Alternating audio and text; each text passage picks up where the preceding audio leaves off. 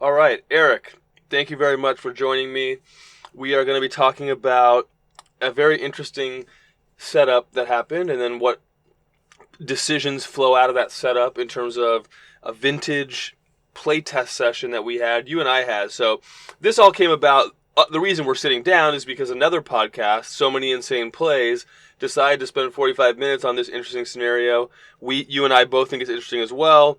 And we don't necessarily agree 100% with kind of what they said, but it's not a straight line, disagreement. It's also the fact they approached it differently. They looked at this play as, imagine if you had no information about what the opponent was playing other than the cards played in this game. You and I both approach it as, well, we know the deck list. So what was your reaction having heard, before we get to what the scenario is, what was your reaction to kind of how they set things up? When I was listening to the podcast originally, I was really surprised to hear that they had sort of shifted from the scenario that we were actually in real life to the one that was more hypothetical, where you're playing against a random opponent. I personally thought the fact that the deck lists were known made it quite a bit more interesting. It's a lot closer to chess, to poker, when you know your opponent's deck lists, and I think there's a lot of really interesting gameplay. And I actually think it makes this specific scenario more interesting too, because you had a couple cards in your deck that don't see a ton of play in Vintage, and that I think that affects what the line of the shops player should be. All right, so let's set it up. So we have a top eight of the Vintage Championship, which I made this year. You've made it in a previous year, but this year you were unfortunately relegated to being my testing partner. You and I actually hadn't met before, but we were kind of fast friends. I don't know.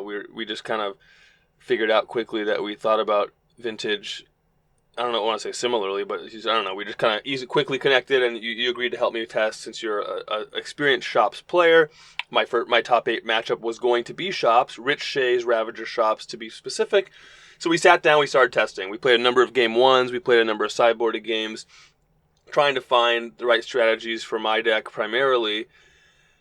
But in one of the scenarios, at some point, Steve Menendian had walked over. He was watching us, great, another set of eyes. And, I'm not a huge fan of having two-headed giant in playtesting because I think it's inefficient. But still, great if he sees a mistake, fine. Well, he really disagreed with one of the plays that happened on turn one of one of our games. So he had walked over, and I think he even had to walk away. He disagreed so strongly with how you had played your first turn. And in Vintage, if you're a Vintage player, first of all, if you're a standard player, you're thinking, how could you even misplay after turn one? That doesn't make any sense. What is he talking about? But if you're a Vintage player, a lot of decisions happen quickly. Your turn one matters a lot. Your sequencing matters a lot, or at least can matter a lot. So I wasn't surprised that there was a disagreement. I found it a little bit counterproductive to what we were trying to accomplish, but fine, whatever. Why don't you set up the situation now that I've kind of set up the meta context? What actually happened in that game? Sure. So before we actually get into the context of the game, I want to point out that we had been testing for a decent amount of time at that point, and I think we had, my memory is not perfect here, but I'm guessing we had played something like 10 to 15 game ones already, and we were playing this game one. So we had already developed a pretty good feel of the matchup, and I think we both kind of understood how we were winning those first games, or what the key cards in our deck were. So that'll come up later. The specific scenario is this: the shops player is on the draw, and they keep a very strong 7-card hand. That hand is Mox Ruby, Ancient Tomb, Tellurian Academy for the mana sources, and then it has 3 creatures, which are Arcbound Ravager, Steel Overseer, and Phyrexian Revoker, and then the last card is Sphere of Resistance. So this hand is looking at a couple different mana sources, as well as a couple threats and a couple of ways to disrupt the opponent. That's a strong hand. You were playing your Pyromancer control deck with basically all of the powerful blue cards, as well as notably 4 Dak Faden in the main deck, a couple of Ancient Grudge, a couple of Lightning Bolts, and then Spell Pierce as well. So your play, after you kept your opening 7, was Tropical Island, Black Lotus, pass. And then we go to my turn, and my draw for the turn is Wasteland. And the scenario is, what do you do on your first turn? And this is something that's come up in my experience with playing shops a lot, is that it is very, very difficult, near impossible, to actually go through and calculate everything that you need to in the very, very wide and deep decision trees in Vintage. And the way that I've approached these scenarios is that I've developed a lot of heuristics in the past. And one of the heuristics that I've developed is that when you're playing against a blue opponent, which you clearly are after your turn, the first thing that you should be doing is disrupting your opponent. Of course, there are exceptions to that, notably when you would sphere yourself out of a game, or you think that it's more relevant to get a threat on board. But those situations are pretty rare. I do actually think that this scenario is one of those times, and my play for the turn was Ancient Tomb, Steel Overseer. So that's the scenario, and there's obviously a lot of other things that the shops player can do with this hand, but I think we just wanted to discuss the merits and the pitfalls of each different line. Yeah, and I think it's not. Yeah, Steel Overseer is probably not the first play that jumps into most people's minds. Not the first play that jumped into my mind, and it was a play that was borderline offensive to Steve Menendian. I mean, other possible plays included wastelanding my potentially only land. So there's a lot going on, and we can kind of unpack that. But I think, first of all, we're coming from a perspective, we know each other's deck lists. I mean, we're preparing for a top 8 in which deck lists are shared. We're preparing for, actually, and in Vintage, it's not even that uncommon that you know what your opponent's playing, because you might show up to a Vintage tournament that has 12 people in it, and it's round 4, and you're 3-0 or you're 2-1. I mean, the odds that you know what your opponent's playing are not exactly astronomical. You may have sat next to them last round. You may have played against them 2 weeks ago. You may have driven to the event with them. So there's nothing in my mind artificial about saying I know what the opponent's playing. And in fact, in some ways, in my view, it's more artificial to do what the So Many Insane Plays guy did and say, well, yeah, Matt played Tropical Island Lotus in this game, but we want to approach it as you don't know who they are. Now, you can do that exercise. There's nothing wrong with how they analyze it from that perspective. It's not wrong to say we're going to use this as a moment to set up a different exercise. The exercise of coming in fresh, no information other than what we've played and what our opponents played. Fine. But I think it's more interesting to say, well, actually, we're preparing for a specific tournament, and in this context, here's what we knew, and you had to make a play, and you knew you had information. Like you said, we had played 15 games. You've thought about the shop's deck at a deep level. I had spent that few hours thinking about how to defeat you, and so my play reveals information. But anyways, in the context of what's been set up, as we sat, I mean, you still had my play. I kept my 7 cards, so I don't have nothing. I haven't done anything proactive, so the odds are I've either got something that's proactive but slower, and there's actually not that much in my deck that fits that description, or I've got some reactive cards and some things that have to be timed in a certain way, or that are constrained on mana. And so let's unpack that. I may have other lands in my hand, like a volcanic island, but if I had a fetch land or a basic, I'm fairly likely to play those. I do have a wasteland and a strip mine in my deck. I'd be pretty. It's certainly possible that I have one of those. But playing a non-basic land, it does indicate perhaps that I'm a little bit light on mana. And also the fact that I've played 2 mana sources and the other 5 cards in my hand were strong enough that I kept this hand means I've got something going on. So there's a lot of indication, and there's so many Insane Plays guys were right on top of this. There's a lot of indication that I've got reactive cards. At least one, probably more than one way to interact with what you're doing. And so you're sitting there saying, okay, what is the best way to, like you said, disrupt the blue deck or interact or be proactive? And you concluded Steel Overseer is really the right way to lead. And what were kind of the key inputs? What was most salient to you at the time, and has that changed as you've reflected on what the right creature to lead is?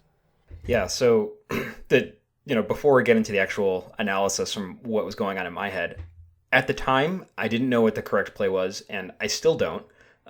But I still think there's quite a bit more merit to the Steel Overseer play than they gave credit for. So in my head, when this turn happened, the first thing that I noticed is that you had no turn one plays after producing 4 mana with the Tropical Island and Black Lotus. The So Many Insane plays got it exactly right that you probably had a reactive hand. And knowing that your deck list had multiple copies of Ancient Grudge in it made me think that this was very likely a hand that contained Ancient Grudge, just because it's such a strong card in the matchup. It's a clean 2-for-1, and the Shops deck can easily fold if you pick off like a key creature or a resistor or something like that. So my thought process here is that the Sphere of Resistance is probably the card that's going to win me the game. And the thought behind, or the reasoning for that thought, or sort of the driver for it, was all of the games that we had played in the past, over the past, I'd say hour or two, something like that, where basically every single game that I won included a sphere. So if I lead on Sphere of Resistance off of Ancient Tomb, which I think Ancient Tomb is the better play than Mox Ruby Tolarian Academy, just for the sort of surprise factor of the Mox Academy on turn 2. So assuming that you go Ancient Tomb, Sphere of Resistance, there's a number of things that your deck can do to deal with the Sphere of Resistance on turn 1. You can just cast the Ancient Grudge off the Black Lotus. You can Spell Pierce it, or you can Force of Will it. And this is the type of hand that if the Sphere doesn't resolve, is probably not going, or if the Sphere doesn't stick around for a few turns, is probably not going to be able to win the game, even with the existence of the Ravager and the Steel Overseer. So my thought was that I can play the Overseer on turn 1 because, 1, it plays around the 2 Spell Pierce that you have, which, given the read of the reactive nature of your hand, I thought you might have. And then the other thing, which the So Many Insane Plays podcast talked about and correctly identified, was that the more turns that Steel Overseer is in the game, the stronger it is. It gets more activations, so you get more total power on the board. So there's quite a bit of incentive to playing Steel Overseer, and it's very interesting because I would say 90 to 95% of the time, I would be doing something like Mox Ruby, Ancient Tomb, Sphere of Resistance here. But the play of four mana on your side, nothing, is pretty unique. Yeah, and so let's say that even in the world, and I hear what you're saying. So Sphere of Resistance. So I've kind of demonstrated that I can deal with your first threat. Otherwise, what am I keeping? How am I winning? If I just go like, yeah, Sphere's in there, and then I'm kind of locked out. I mean, it just doesn't make sense for the most part. I think there's also the fact that my deck has Spell Pierce in it, and I've got the blue mana up with Trop, and Spell Pierce can't target the creatures, and if you've got 2 mana floating, it can't counter the Sphere on a later turn. I mean, it starts to stack up, for me at least, that Sphere of Resistance becomes actually a really poor lead, that it's kind of walking into both Ancient Grudge and Spell Pierce and Force of Will. And if I don't have, it's certainly possible that I have like a couple lightning bolts and I dig through time, and a land. I mean, anything's possible, right? But if you look at the distribution of the likelihoods, I mean, it seems like it's Force of Will, it's Ancient Grudge, and it's Spell Pierce is making up a big piece of that pie. So, okay, let's for a moment say we've concluded Spell Pierce is out. To me, it's not by any stretch of the imagination clear that Wasteland is worse than Steel Overseer, or that either of those is worse than Phyrexian Revoker, Naming Lotus, kind of forcing the issue. But it's also certainly the case that if you just play Revoker and then I've got like a Volcanic Island and Ancient Grudge, I mean, that might just be like the game. So but you tell me, how do you think through kind of, okay, take Sphere of Resistance, put that in your back pocket for later, but you still could Wasteland, you could Overseer, you could Ravager, and you could Revoker. Yeah. So I think Ravager can pretty easily be dismissed as the play, just because it's not really doing anything on this board. The existence of a 1/1 is not doing anything here. If you play the Ravager, you probably play the Mox Ruby as well, just if for some strange reason you want to sacrifice the Ruby to the Ravager, although I can't think of a scenario where that would come up. But you basically just have a 1/1 on the board that's not really actively doing anything in the game. So I think that can pretty easily be discarded. The Phyrexian Revoker is probably the most difficult to evaluate of all the options. And the reason why is that you have immediate counterplay immediate counterplay to the Phyrexian Revoker. So if I put Phyrexian Revoker on the stack, you can respond by sacrificing Black Lotus for mana. And at that point, what do I name with the Revoker? Probably Dak Faden, because you have 4 of them in your deck. But I think it's also pretty clear from your turn 1 play that you don't have Dak in your hand. Because if you had a Dak, you would absolutely just cast it and burn the extra mana off of the Lotus. Sure. Right?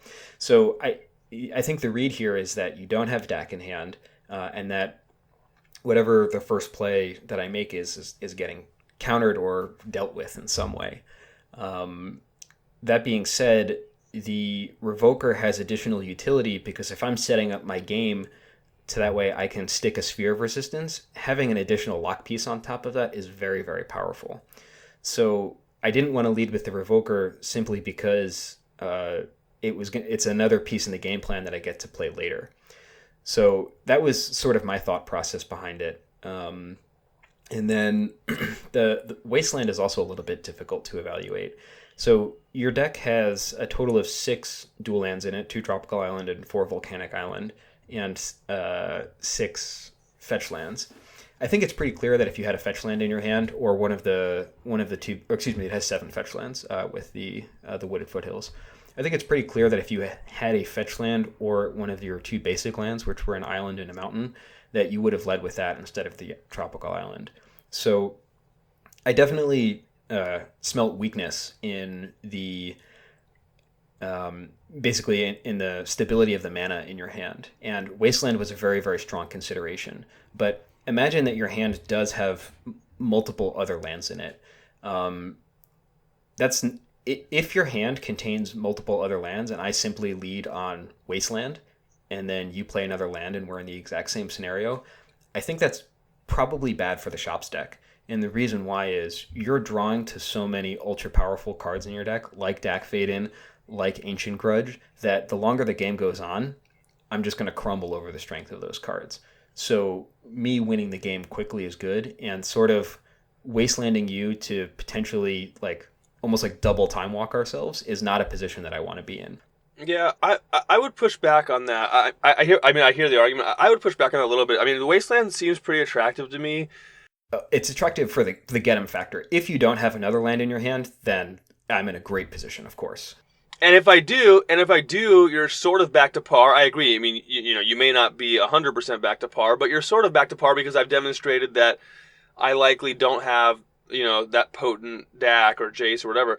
And so for me, it's like, I've demonstrated that weakness that you sense and smell. Okay, and we know that it may represent Spell Pierce. It's not representing Bolt, right? It may represent Spell Pierce. We don't know, but I've demonstrated. I don't know. It kind of puts me to the test to have another land, and then even if I pass the test, you end up with a similar set of choices next turn, or you may draw a Workshop, a Mox, and be in a different scenario with a more robust way to deal with Lotus and land.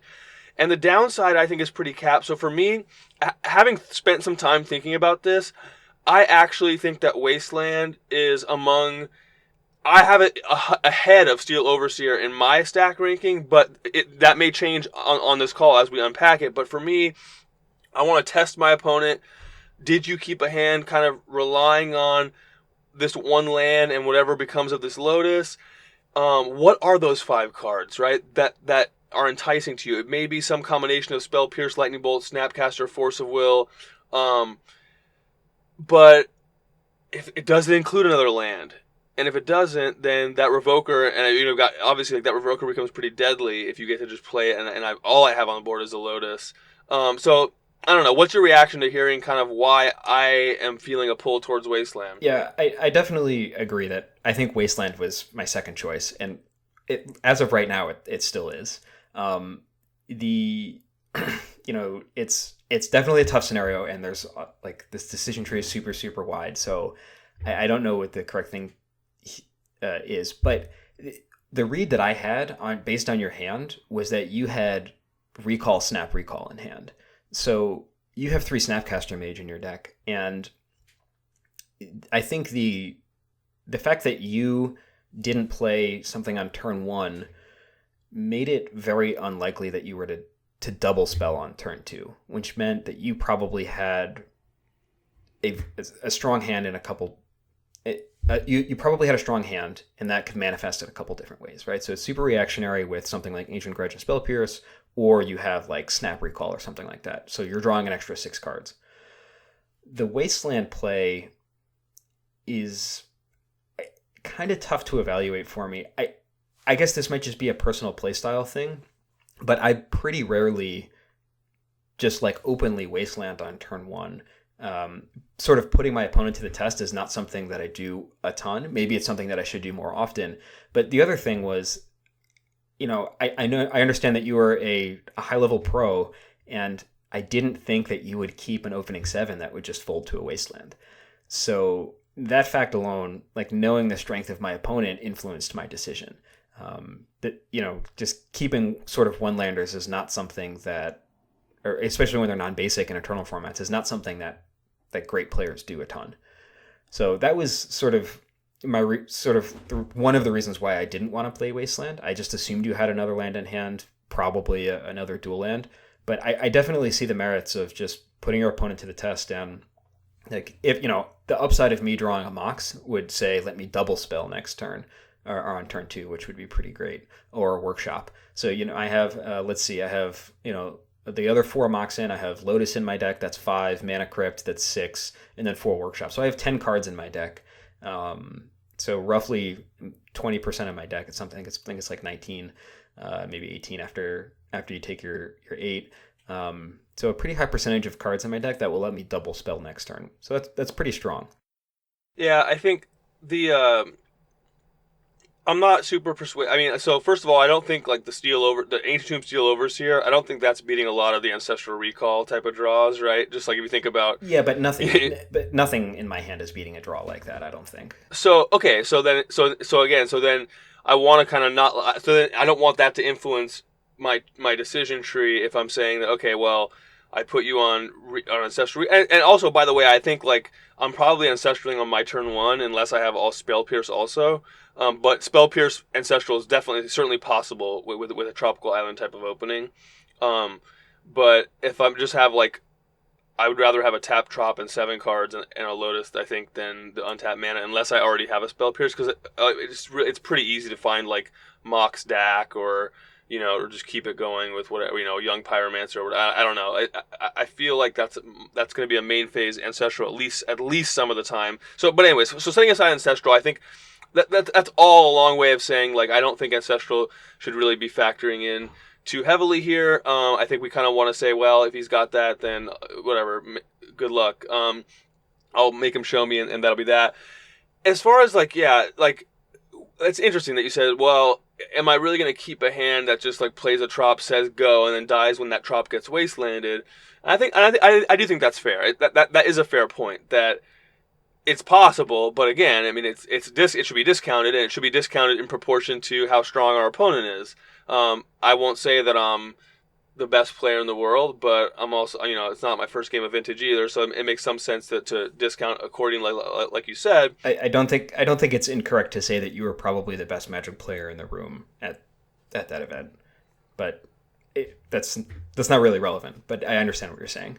Yeah, I hear what you're saying, and so long story short, you definitely want to, when you're making a decision based on your opponent's actions, you have to, part of that model has to be how strong your opponent is. So anyway, that's certainly instructive to the listener that we should not be playing the same against the relative newcomer and the established player. So that's totally fair. So okay, so Wasteland, I think it's got a lot of merit. I hear what you're saying, that you often find that turn 1 Wasteland, before you have any pressure, before you've done anything, oftentimes that can be kind of a fake disruption, because what you've done is you set both players back a turn, but they're not actually behind yet, and they get to just untap, draw a card, it may even be a land, and then so you may be worse off. It may be a proactive card that they can now deploy. So in general, and I think that players like yourself who play decks like Delver in Legacy have that strong intuition, because it tends to be such a poor play in Legacy to like wasteland their first land instead of playing like a Delver or whatever. I mean that's been like a losing line for years, right? Yeah. So Where you don't have any edge. Sorry, yeah, go ahead. Because what's your reaction to that? well, so I tend to agree that just the turn one wasteland play typically is not great, not because it doesn't have a high ceiling, but I think it's not great because it has a high ceiling and it has a low floor. When you look at like shops and vintage, because that's what we're talking about here, there's a lot of cards in the deck that are really, really bad late game draws. So it tends to want to get the game over with as quick as possible.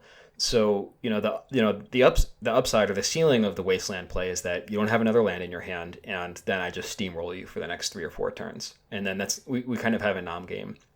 And then I guess the floor is that you have a hand that's flush with mana, and you're drawing to those more powerful cards in your deck, while I'm drawing to a lot of air. It should be noted that in game one, you also have a lot of air in your deck. You have Pyroblasts and Mental Missteps, which are effectively dead cards in this matchup. They have very, very marginal utility, but some. And I have a strong enough hand where I didn't feel like I needed to make a play to just try and get you, because I have multiple mana sources, including Tolarian Academy, which, with the existence of the Mox in his hand, is a pretty busted card. And I thought I was going to be able to play the game without trying to just variance you out with the Wasteland play. So that was sort of my reason for not playing Wasteland, but I definitely do recognize the merits of it. Okay, so yeah, that's fair. So I've got my stack ranking so far. I've revealed that I have Wasteland above Steel Overseer, and I want to reveal next that I also have Phyrexian Revoker over Steel Overseer in my ranking. Although I agree with you that actually Sphere of Resistance is below all three. And so Sphere, for the reasons we talked about, with both Spell Pierce and it being a really potent threat on a later turn, where let's say it's backed up by a Wasteland that takes me off of Spell Pierce, or just having more mana. But the Revoker itself, I feel like the fact that it essentially forces me to either Force of Will it or use the Lotus, outside of the scenario where I've got a second land and a Grudge, I feel like it's still okay. So Steel Overseer is going to be delayed by a turn relative to that, but I think there's a fair amount of games where, okay, let's say I've got that Ancient Grudge, right? I sack my Lotus for red in response, and I go ahead and Grudge the Revoker, or I bolt it. I don't know. I just feel like, okay, so there's a lot of different ways that can go, but I feel like in those games, it's actually setting me up better for the next turn to play, for example, Wasteland, the green source, and then play the Sphere, and now I've got to find another green source in order to Grudge that. I feel like that sets me up pretty nicely, even though my draw was very good, where I had the Grudge and another land. Anyways, so long story short, I feel like the Steel Overseer, I get the logic, and again, I think it's better than Sphere, because also you are just trying to run me out of reactive spells, because I've shown that I don't have a proactive spell, so you want to just run me out of those, and so you might as well play something that needs to be answered relatively quickly. But I think that Revoker actually does a better job of putting me on my back foot immediately. What's your reaction to me having Revoker above Steel Overseer in my stack ranking? Kind of interesting phrasing. What's my reaction to it? I would say that the utility of Revoker in the matchup was pretty important to my game plan. And the existence of having 4 Dak Fade in your deck is the big driver of that. A lot of the games that we had played leading up to this one, you played a Dak and the game was over, right? I just didn't have a way to play around it. And most of the games that we were playing, I was even preemptively naming Dak Faden with Revoker. So in my mind, I had that card earmarked for Dak Faden, even though it was very clear that you didn't have a Dak in your hand. So the sort of utility that you get out of Revoker, or like not playing Revoker on turn 1, I thought was greater than the potential disruptive element to just hitting your Lotus. So Okay. Like if you do have an Ancient Grudge in your hand, which I think is very reasonable or very likely given your turn one play, if I play Revoker and you sacrifice your Lotus to cast the Ancient Grudge and you Ancient Grudge my Revoker, all right, I basically get 1 mana out of you, right? Because you're still using 2 out of the 3 mana from your Lotus. Um, that's not really a great use of my resources in the game.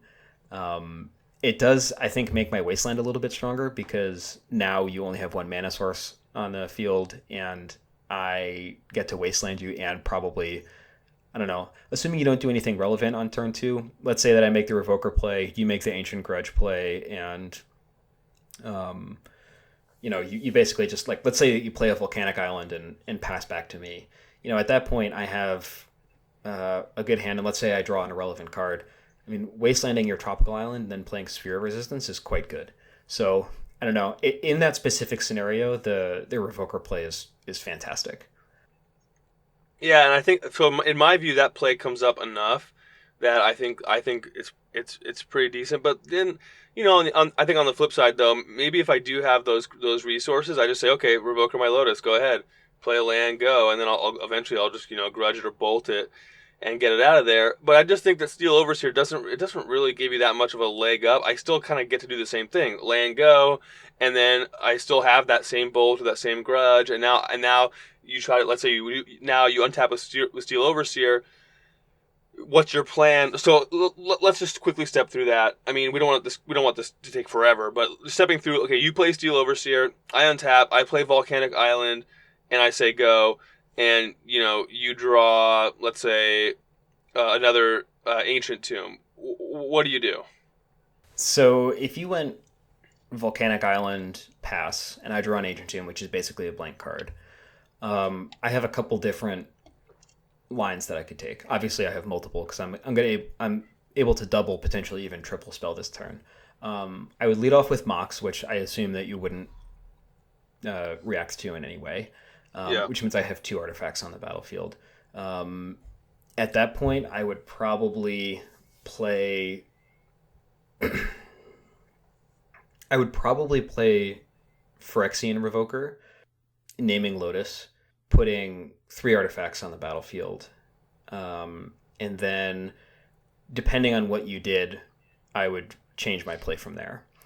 Right. Okay. So then, yeah. So in that world, so here's my thinking. So now I feel like, given that that's your line, I feel like you're actually just giving me more optionality, and you're giving me, because now I've got that Revoker is on the stack. Now I go, okay, grudge the Overseer, or bolt or sack the Lotus, bolt the Overseer, 2 red floating, and then I can, let's say, grudge the Revoker. I mean, I think it feels to me like playing the Revoker first actually gives me less optionality, less wiggle room, less opportunity certainly to draw, a DAC or a Jace, and so I just hearing how the next turn goes. I don't know. Is that persuasive to you? That maybe it actually ought to be the other order. Yeah, I think it is. Just sort of talking through it now. I honestly hadn't thought about this a ton since Eternal Weekend, and I basically didn't really think about it up until the So Many Insane Plays podcast had come out with the analysis of it. But I definitely, I think Revoker is probably a stronger play than Steel Overseer here. I don't know, just given what your hand was, I don't know if it actually would have affected the outcome of the game, but it does seem like it's a stronger play. Yeah, I mean, it's kind of, it's kind of like, who cares? I think, yeah, the actual outcome of the game is not really what this is about, and so I don't even remember what I had in my hand, or kind of what the next sequence was. But I think it's just I think it's really fascinating, and it actually became more fascinating for me when I heard that those So Many Insane Plays guys, Kron and Menendian, who I respect a lot, and they had Sphere of Resistance the top of their list. You and I both feel like Sphere of Resistance is 3 or 4 choices down on the list. Yeah, Sphere was definitely at the bottom of my list for plays that turn. And so there's an ocean of difference between the way we're approaching it. And perhaps it would have been a little bit more interesting if I had gotten on a podcast with one of them and you'd gotten whatever. But we're kind of, the reason we hopped on is to just say it's a super interesting set of decisions. We're still, our confidence level here is really low. Oh yeah, definitely worth reiterating that. my confidence in Yeah, what the correct play is low. But yeah, one of the things that we didn't even talk about here was that if I play Sphere of Resistance on turn one, it basically either it sticks around and that's good for me, and I only get to single spell next turn, or it gets grudged and I double spell next turn. So one of the strengths of the Chops deck in general is that it plays a bunch of broken mana, right? I mean, that's really what the deck is about, and you get to double and sometimes even triple spell well before your opponent does. So if the Sphere of Resistance sticks around, it might be, in this specific scenario, it's good because it means it's hurting you, but it's also hurting me quite a bit here. So that's something that's worth noting, and I actually think is quite relevant to the discussion. your ancient tomb is getting wastelanded or strip mined like some percentage of the time here too. And yeah, I think I agree that may be a factor, or that's part of the equation. And I think like yeah, the games like imagine like I spell pierce, untap, wasteland, the ancient tomb. I mean, nothing crazy has happened, and all of a sudden like you're really regretting having played that. Now, I don't want to go nuts here and say like, oh, let's start creating scenarios where the so many insane plays play look stupid, because I'm sure there are scenarios where the sphere looks great. I can't. None come to mind. No, I'm just kidding. I mean, I think the sphere of resistance. Like, let's say my hand did contain like bolt, snapcaster, dig through time. I mean, and then a couple lands. Like maybe like in that case, then like you're setting up to just really almost lock me out on turn two. I mean, there are some scenarios where sphere of resistance, by virtue of being immune from specifically lightning bolt, I think is a key card that it evades. And I've spent a lot of time talking about spell pierce, but you could also talk about lightning bolt. There's two of each in the deck. Mm-hmm. At the same time, again, I mean, for all the reasons we've already talked about, I think I've played a tropical island, not a Volk, so you've got some evidence that it's more likely to be spell pierce than lightning bolt. And if I force of will, you just dropped your most powerful lock piece. Anyway, so it's a super interesting set of decisions. We still don't know what's right. There's probably listeners that have a different stack rank than any of the four people who have talked about this in any kind of recorded setting. So, any closing thoughts or things that we didn't get to that you wanted to cover? Closing thoughts are scenarios like this are the exact reasons why I love Magic and I love Vintage. I just don't experience this level of deep thought, or it's just sort of like the ability to analyze games in this really interesting way when I play another format. So, having scenarios like this, I think is fantastic, and it makes Magic just an absolutely fantastic game. Other closing thoughts. I thought the So Many Insane Plays guys did actually a really good job on their analysis. Save the existence of Spell Pierce, which I do think changes the play, and they did a good job in the context of having a blind opponent where you don't know what your opponent is on. But I do think the fact that we had each other's full deck list made things very interesting, and potentially even more difficult because now you have so many more things to consider.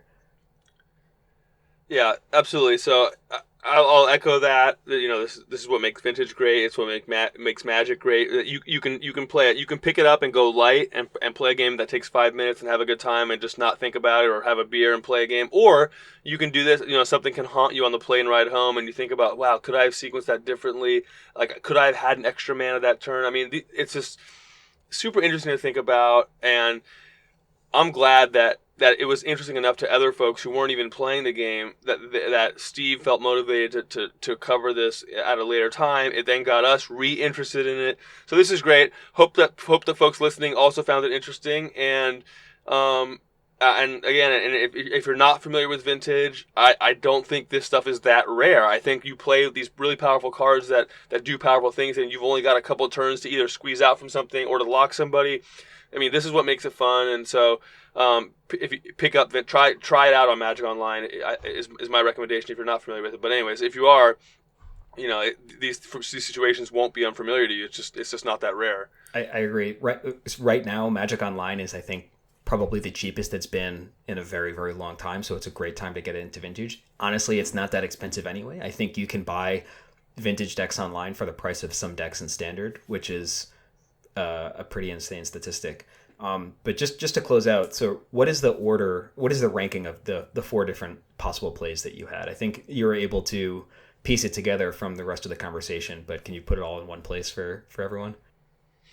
Yeah, my ranking, I think Wasteland is the best that put you to the test, and then if I answer the test, I'm still constrained. I may not have a third land, which means anyways, that was my number one. I had Revoker number two. I had Steel Overseer number three, and I had Sphere of Resistance number four. And like you said, we're not going to spend time on Ravager because it just doesn't do the job. Given that now on the play, if you're really afraid of Dak Faden, there's some kind of argument. But here on the draw, we agreed that it's not even the best way to fight Dak. But so anyway, so that's my stack ranking.